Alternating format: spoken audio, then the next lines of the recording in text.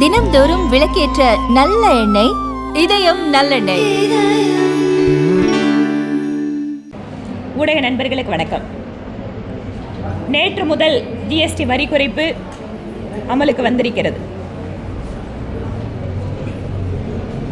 ஏதோ ஒரு பொருள் இரண்டு பொருள் அல்ல, நாடு முழுவதும் அதிகமாக பயன்பாட்டில் இருக்கின்ற பொருளுக்கு அதிகமான வரி குறைப்பு நடந்திருக்கு. அதிலும் உணவுப் பொருட்கள், மக்கள் பயன்படுத்துகின்ற பயன்பாட்டு சாதனங்கள், எலக்ட்ரானிக் கூட்ஸு, இந்த மாதிரியான பொருட்களுக்கு அதிகமாக வரி குறைப்பு நடந்திருக்கிறதன் காரணமாக வாங்கக்கூடிய அந்த வியாபாரம் என்பது வாங்கிறது விற்கிறது அப்படிங்கிறது அதிகமாக நடக்க துவங்கும். இதன் வாயிலாக பொருளாதாரம் அதிகமான ஒரு வளர்ச்சியை பார்ப்பதற்கு வாய்ப்பு இருக்கிறது. இது ஏதோ மத்திய அரசில் நாங்கள் இருக்கிறோம் அதனால் நீங்கள் இதை சொல்கிறீங்க அப்படின்னா இல்லை.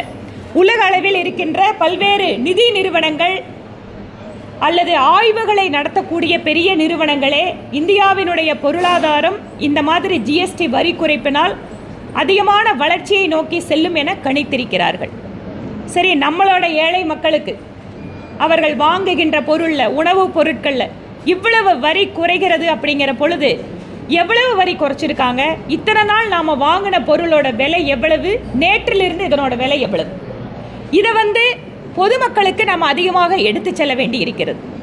பாரதிய ஜனதா கட்சியினுடைய நிர்வாகிகளாகட்டும், மத்திய அமைச்சர்களாகட்டும், அல்லது அந்தந்த பகுதியில் இருக்கக்கூடிய எம்எல்ஏக்கள், எம்பிக்கள் எல்லாருமே மார்க்கெட் பகுதிகளுக்கு செல்வது, கடைகளுக்கு செல்வது, இதனுடைய விழிப்புணர்வை உருவாக்கி கொண்டிருக்கிறோம்.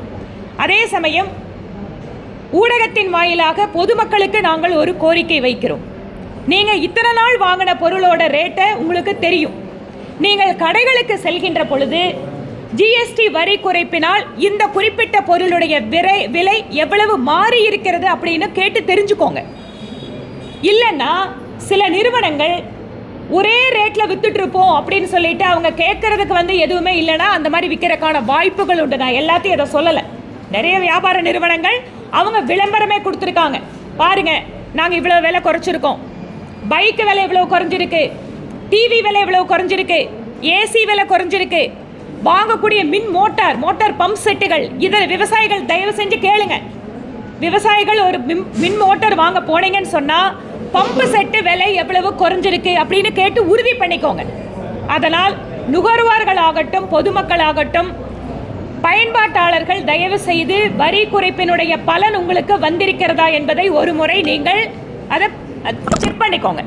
இரண்டாவது, வியாபார நிறுவனங்கள் நீங்களாகவே முன்வந்து விலை குறைப்பு நடவடிக்கையில் ஈடுபடுகின்ற பொழுது உங்களை வரவேற்கிறோம், சந்தோஷப்படுறோம். உங்கள் கடைகளில் ஜிஎஸ்டி வரி குறைப்பிற்கு பின்பாக இந்த பொருட்கள் விலை குறைந்திருக்கிறது என்கின்ற தகவலையும் தயவு செய்து வாடிக்கையாளர்களுக்கு தெரிவியுங்கள். ஒரு இடத்துல இந்த விலை குறைஞ்சிருக்கு, இது முன்னாடி இருக்கிறது அப்படிங்கிற ஒரு வித்தியாச பட்டியலை வைத்தால் பொதுமக்களுக்கு உண்மையாகவே நீங்கள் ஜிஎஸ்டி வரி குறைப்பினுடைய பலனை கொடுப்பதை அவர்கள் நேரடியாக அனுபவிப்பதற்கும் பார்ப்பதற்கும் ஒரு வாய்ப்பு கிடைக்கும். வியாபார நிறுவனத்தை நடத்துகின்ற அத்தனை சகோதர சகோதரிகளுக்கும் எங்களுடைய அன்பான வேண்டுகோள், தயவு செய்து ஜிஎஸ்டி வரி குறைப்பினுடைய முழுமையான பலனை சாதாரண மக்களுக்கு நீங்கள் கொடுக்க வேண்டும் என கேட்டுக்கொள்கிறோம். பாரத பிரதமர் திரு நரேந்திர மோடி அவர்கள் இதற்காகத்தான் நாட்டு மக்களுக்கு தனியாக ஒரு உரையாற்றினார். நவராத்திரியில் ஆரம்பிக்கக்கூடிய இந்த ஒரு வரி குறைப்பு, வரி சீர்திருத்தம், ஜென் நெக்ஸ்ட் ஜிஎஸ்டி அப்படின்னு சொல்கிறோம். இந்த பலன் அப்படிங்கிறது நம்ம வாங்கக்கூடியதில் விலை குறையிறது மட்டும் இல்லைங்க. இதன் வாயிலாக உற்பத்தி பெருகும், வாங்குகின்ற தன்மை பெருகும், அதனால் வியாபாரம் பெருகும். இந்த வியாபாரம் பெருகுகின்ற பொழுது நாடு முழுவதுமே ஒரு வளர்ச்சியான சூழ்நிலைக்கு நம்மால் செல்ல முடியும். ஜிஎஸ்டி அமல்படுத்தின நாடுகள் எல்லாமே அடுத்த முறை அங்கே அரசாங்கமே வராத ஒரு சூழலை உலக நாடுகள் இருந்தது. ஆனால் ஜிஎஸ்டி அமல்படுத்தியதற்கு பின்பாக மீண்டும் ஆட்சி அமைத்த பெருமை பிரதமர் நரேந்திர மோடி அவர்களுக்கு உண்டு. ஏன்னு கேட்டிங்கன்னா, இந்த நாட்டினுடைய வரி என்பது ஒட்டுமொத்த வளர்ச்சிக்காக, ஒவ்வொரு இந்தியருடைய வளர்ச்சிக்காக என செயல்படக்கூடியதால் மக்கள் அவர் மீது அபரிதமான நம்பிக்கையை வைத்திருந்தார்கள். அதன் வாயிலாக 3வது முறையாக அவர் பிரதமராக பதவியேற்றார். அதை ஏற்றதற்கு அப்பால் எப்படியெல்லாம் மக்களுக்கு அவர்களுக்கு உதவி செய்ய வேண்டும் என்பதற்காக இந்த மிகப்பெரிய வரி சீர்திருத்தத்தை நம்ம நாட்டுக்கு அவர் கொண்டு வந்து கொடுத்துருக்காரு. நம்ம கோயம்புத்தூர் பகுதிக்கு எடுத்துட்டிங்கன்னா கூட டெக்ஸ்டைல் இன்றைக்கி துணி அவர்கள் வந்து விற்பனைக்கு வர்றது, அது நிட்வேர் ஆகட்டும், இல்லை வந்து சாதாரண பவர்லூமில் வரக்கூடிய பொருட்கள் ஆகட்டும், எல்லாமே 5% மாறியாச்சு. நீங்கள் இன்றைக்கி டிஷர்ட்லேருந்து புடவை வரைக்கும் 5% வரி குறைப்பினால விலை குறைகிறது. தீபாவளிக்கு வந்து புடவை எடுக்கும்போது அன்பு சகோதரிகள், நீங்கள் மிச்சம் பண்ணுற படத்தில் இன்னும் கூட 2 புடவை சேர்த்து எடுக்க முடியும். இந்த மாதிரி ஒவ்வொரு விஷயத்திலேயும் இந்த வரி குறைப்பு என்பது நமக்கு பலனளிக்கக்கூடியதாக இருக்கிறது. இதற்கு காரணமான பிரதமர் நரேந்திர மோடி அவர்களுக்கும் இதை உறுதுணையாக மிக விரைவில் ஆகஸ்ட் 15ஆம் தேதி செங்கோட்டையில் பேசுகிறாரு. இன்னைக்கு 22ஆம் தேதி அமலுக்கு வந்தாச்சு. அப்போ எவ்வளவு விரைவாக, எவ்வளவு தூரம் இதற்கென்று அதிகமான நேரத்தை தன்னுடைய திறமையை பயன்படுத்தி இதை செய்து கொடுத்த மத்திய நிதியமைச்சர் திருமதி நிர்மலா சீதாராமன் அவர்களுக்கும் இந்த நேரத்தில் நாங்கள் நன்றி செலுத்துகிறோம். இந்த ஜிஎஸ்டி வரி குறைப்பு வந்து எந்தெந்த பகுதியில் எப்படியெல்லாம் அதை அமல்படுத்துகிறாங்கன்னு தெரிஞ்சுக்கிறதுக்காக பாரதிய ஜனதா கட்சியினுடைய பல்வேறு தலைவர்கள், நிர்வாகிகள் ஒவ்வொரு பகுதியிலுமே அந்தந்த கடைகளுக்கு சென்று பொதுமக்களுக்கும் விழிப்புணர்வு கொடுப்பாங்க. கடைகள் வியாபாரிகளோடும் பேசுறதுக்காக இருக்கும். ஸ்டாக்ஸ் ஏற்கனவே வாங்கி வச்சிருக்காங்க, அதிக வரி குடிக்கும். ஸோ இப்போ அதனால நாங்கள் விலை குறைக்க முடியாது, இப்போ நாங்கள் நஷ்டப்படுவோம்னு சொல்லிட்டு சில பேர் சொல்லியிருக்காங்க. அதை எப்படி ஓவர் கம் பண்ணுறதுக்கு ஏதாவது இல்லை, அது நிஜமாகவே ஒரு நல்ல விஷயங்க அது. ஏன்னா நிறைய பேர் முன்னாடி அந்த டேக்ஸுக்காக அதை வாங்கியிருப்பாங்க. இதுக்கு வந்து என்ன டிபார்ட்மெண்ட்டாக நடவடிக்கை எடுத்திருக்காங்க அப்படிங்கிறத கேட்டுட்டு உங்களுக்கு நாங்கள் சொல்கிறோம். சில பேர் வந்து இன்னும் விலையை நேற்றுலேருந்து அமலாயிடுச்சு, இன்னும் விலையை குறைக்காம இருக்காங்க. இது குறித்து புகார் சொல்றது நம்ம ஏதாவது தனிப்பட்ட நபர் இதையும் நாங்கள் வந்து மத்திய அரசாங்கத்துக்கிட்ட கேட்குறோம். நம்ம பொருளாளர் சொன்ன மாதிரி மாநில அரசு தான் இம்ப்ளிமெண்டிங் ஏஜென்சி, அவங்க தான் இதை முன்னால் நின்று பண்ணணும்.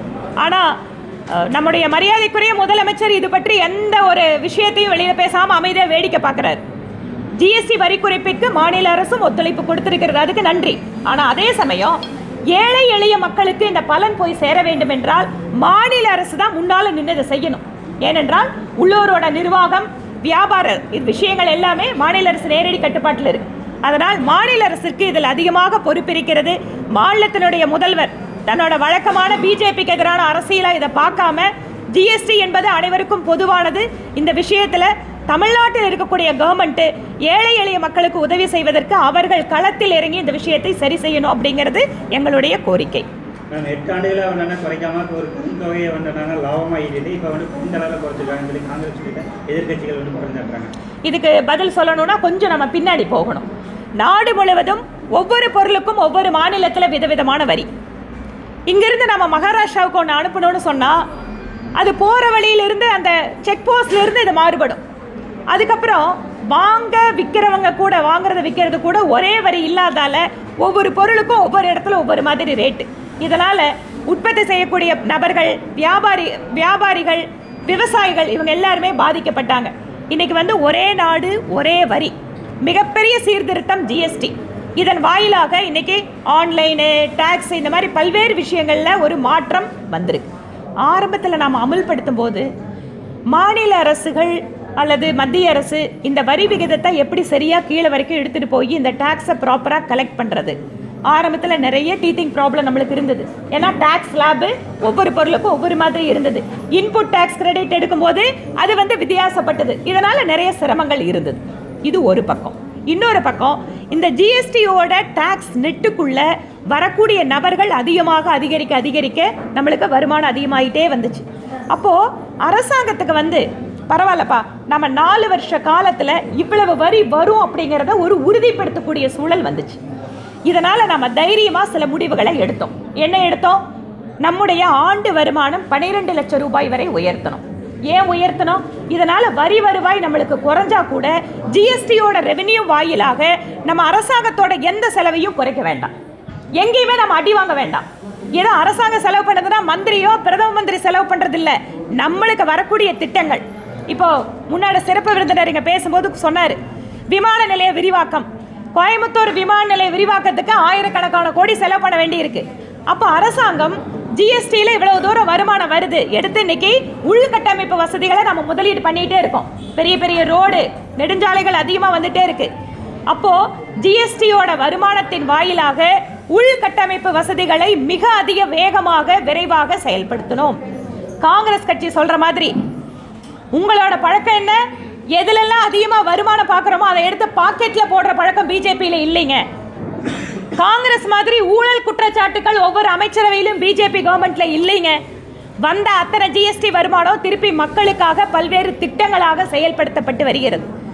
ஒரு குடும்பத்துக்கு 5 லட்சம் ரூபாய் வரைக்கும் இலவசமான மருத்துவ காப்பீடு, இந்த பணம்லாம் வச்சு தான் நம்ம கொடுக்குறோம்.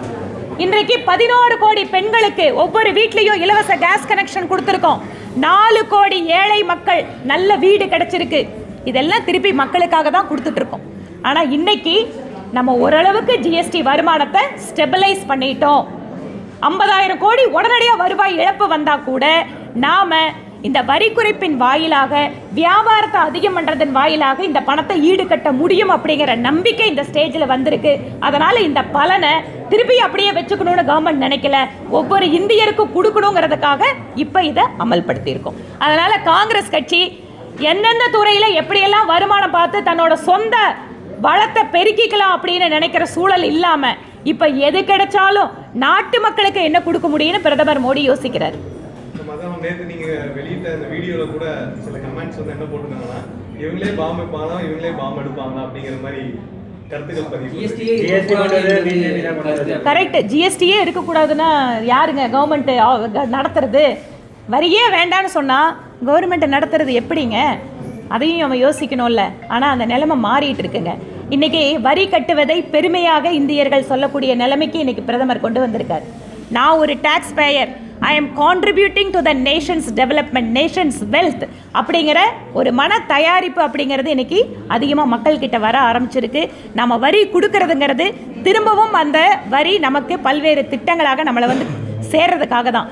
அதனால் இதை பற்றிய புரிதல் இல்லாமல் இந்த கமெண்ட் போடுறவங்களெல்லாம் பார்த்தோம்னு சொன்னால் நம்ம மக்களுக்கு எதுவுமே செய்ய முடியாதுங்க. வீட்டில் உட்காந்து அரகோர அறிவோட ஏதோ ஒன்று போடணும்னு போடுறவங்க எப்பவும் போட்டுட்டு தான் இருப்பாங்க. அதனால் நான்லாம் எப்பவுமே கமெண்ட் எல்லாம் பார்க்குறதே இல்லைங்க. மக்களுக்கு என்ன செய்யணுமோ அதை செஞ்சுட்டு போயிட்டே இருக்கும். எதுங்க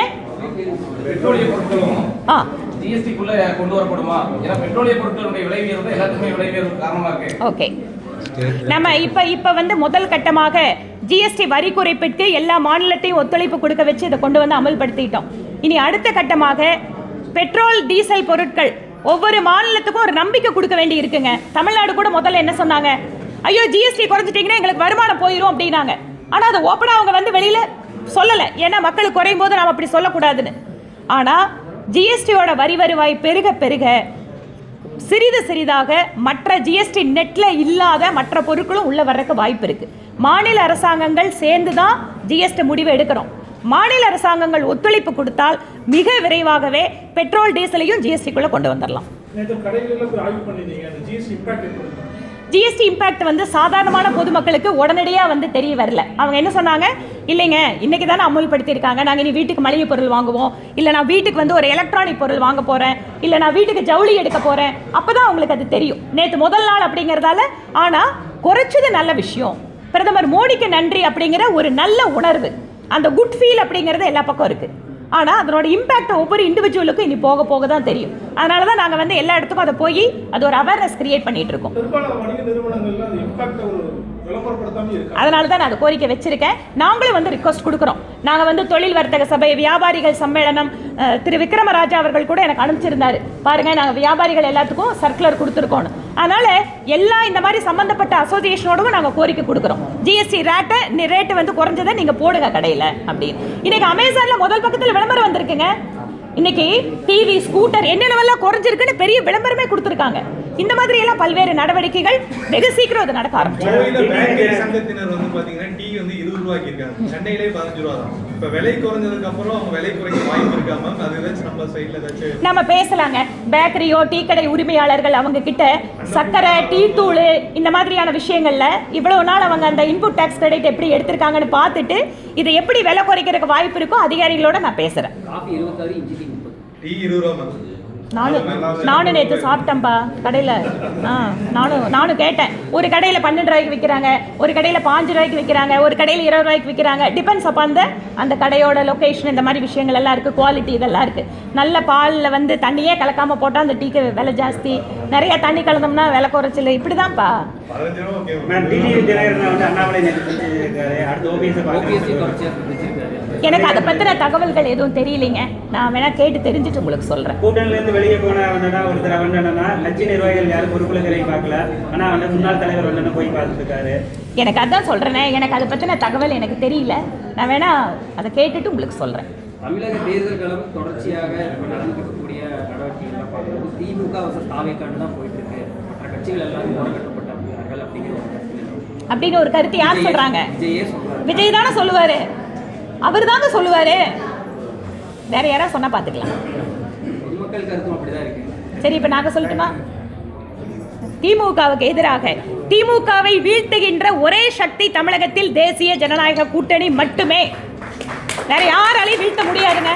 திமுகவை தோக்கடிக்கணும்னு சொன்னா அது அண்ணா திராவிட முன்னேற்ற கழகம், பாஜக, மற்ற கட்சிகளோடு இணைந்திருக்கக்கூடிய தேசிய ஜனநாயக கூட்டணி தான் வெல்வதற்கான ஒரே கூட்டணி. அதனால மற்றவங்க என்ன வேணா சொல்லிக்கலாம். பாஜக கட்சிக்குள்ள வந்து கோஷ்டி பூசல் இருக்குன்ற ஒரு கருத்து அண்மை காலமா இருக்கு. அதே வேளையில டிடிவி தினகரன் சொன்னாரு, இப்போ இருக்கக்கூடிய மாநில தலைவர் வைரா நாயகன் வந்ததுக்கு அப்புறம் கூட்டணி அவர் வழிநடத்த தெரியல, அண்ணாமலை போய் சிறப்பாக கொண்டு போனாரு சொல்லி அண்ணாமலை கொண்டாரு. அதுக்கு தகுந்த மாதிரி இன்னைக்கு அண்ணாமலை போய் டிடிவி இன்னைக்கு பார்த்துருக்காரு. இது எப்படி பார்த்துருக்கீங்க? முதல்ல நீங்க நிறைய கேள்விகளை ஒன்னா சேர்த்து கேட்டீங்க. கோஷ்டி பூசலுங்கிறீங்க, எந்த கோஷ்டி பூசலும் கிடையாது. இதோ என்னை விட சீனியர், இவர் வந்து என்னை விட அதிகமா வருஷத்துல இருக்காரு. அண்ணா சொல்லுங்க, நான் கோஷ்டி ஏதாவது இருக்காங்க? அவங்களுக்கு எழுதுறதுக்கு பாயிண்ட் ஒன்றா சேர்த்து எழுதுறதுக்கு பாயிண்ட்டுக்காக சேர்த்தீங்களா? அதனால அந்த கேள்வி பதில் முடிஞ்சு போச்சு.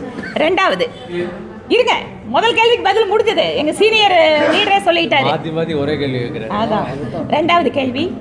கூட்டணியில் அவர் ஒரு விமர்சனம் வச்சார் எங்கள் மாநில தலைவர் மேலே. அதுக்கு பின்னால் அவங்க கூட்டணியிலேருந்து அறிவித்து ஒரு சில விஷயங்கள்லாம் நடந்திருக்கு. எங்களை பொறுத்த வரைக்கும் தேசிய ஜனநாயக கூட்டணியை பலப்படுத்த வேண்டும் என்பது தான் எங்கள் தேசிய தலைமை எங்களுக்கு எல்லாத்துக்கும் சொல்லியிருக்கிற விஷயம். இதில் யாருமே ஒரு சில சின்ன சின்ன விஷயங்கள் வாயிலாக கூட இதை யாருமே பலவீனப்படுத்தக்கூடாது. அதனால் இந்த கூட்டணி சம்பந்தமானது, தலைவர்கள் கொடுக்கின்ற அறிக்கை, இதற்கெல்லாம் நான் வந்து எதுக்குமே ரியாக்ட் பண்ண மாட்டேன். இதை எல்லாத்தையும் எங்களுடைய தேசிய தலைமை பார்த்துட்டு இருக்கு. மாநில தலைவர்னு ஒருத்தர், அவருக்குன்னு ஒரு பொறுப்பு, அதோட அவர் டீல் பண்ணிட்டு இருக்காரு. உங்களுக்கு தெரியும், சட்டமன்ற குழு தலைவர், சட்டமன்ற உறுப்பினர், முன்னாள் அமைச்சர், நீண்ட ஒரு அரசியல் அனுபவத்தோடு இருக்கிறவர். அவரும் இதை ரொம்ப அழகாக எடுத்துகிட்டு போயிட்டு இருக்காரு. திரு அண்ணாமலை அவர்களும் தேசிய ஜனநாயக கூட்டணியை பலப்படுத்துவதற்கு அவராலான முயற்சிகளை பண்ணுறாரு. அவரோட ஃப்ரெண்ட்ஷிப்பை யூஸ் பண்ணுறாரு, அவரோட இன்ஃப்ளூயன்ஸை யூஸ் பண்ணுறாரு. அதுவும் எங்களை பலப்படுத்துறதுக்கு தான். அதனால் எல்லாரும் அவங்களுக்கான முயற்சிகளை பண்ணுறாங்க. நன்றிங்க. கல்வி நிதியில் தொடர்ச்சியாக அரசியல் செய்து கொண்டே இருக்கிறார்கள். இந்த கல்வி நிதியை வைத்து திமுக அரசியல் செய்து கொண்டிருக்கிறது. நன்றிங்க.